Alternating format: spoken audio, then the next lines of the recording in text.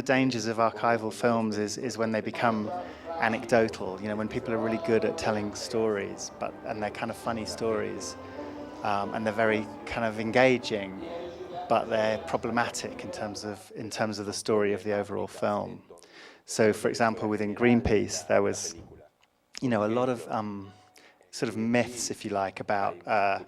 how they'd found the whalers, and these were all about kind of supernatural things that had happened,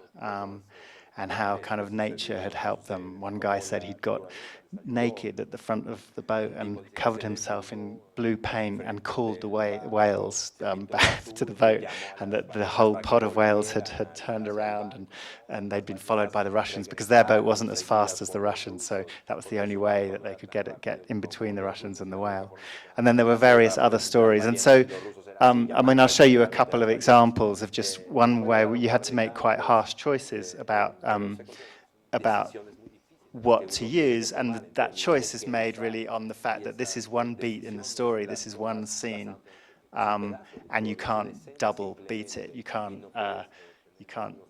show the same scene twice. So this is two different stories about finding the whales.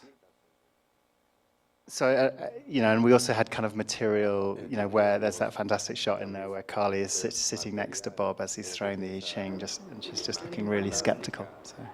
that was the kind of reason for that.